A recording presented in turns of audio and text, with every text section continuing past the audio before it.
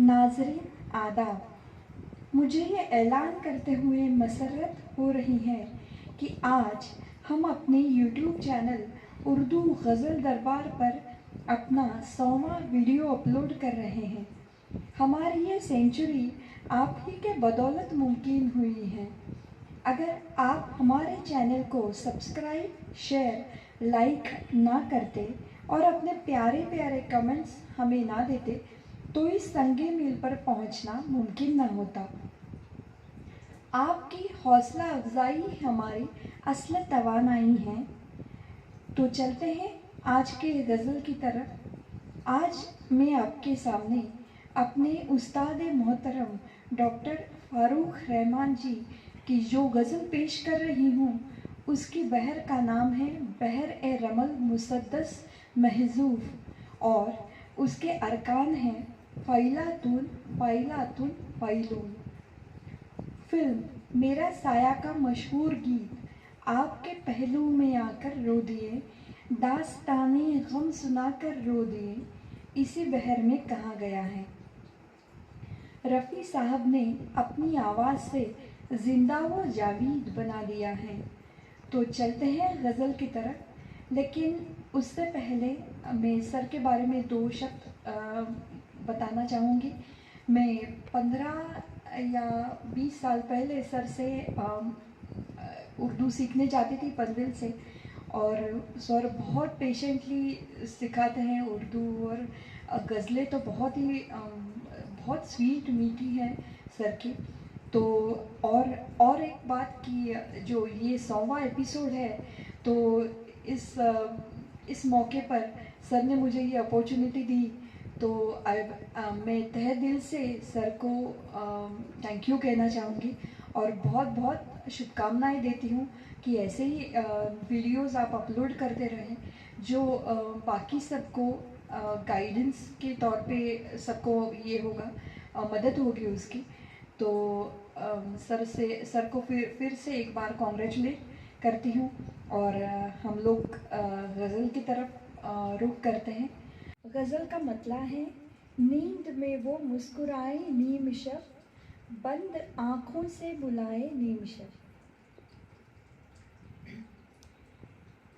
नींद में वो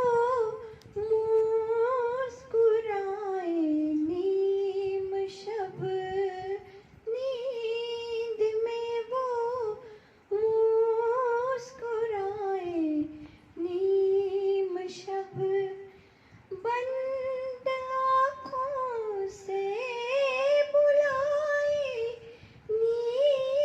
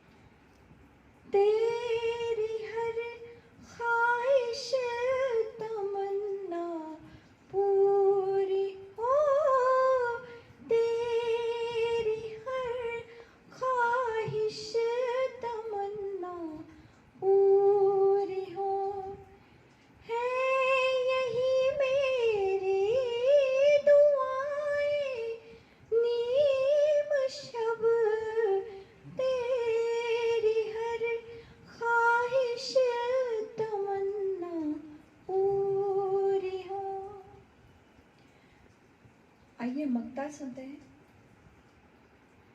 रुक गई फारूक सारी कायनात, रुक गई फारूक सारी कायनात।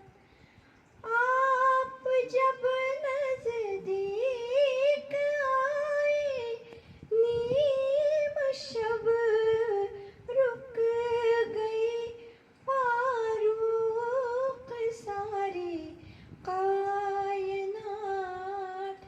नींद में वो मुस्कुराए नीम शब, नींद में वो मुस्कुराए नीम शब।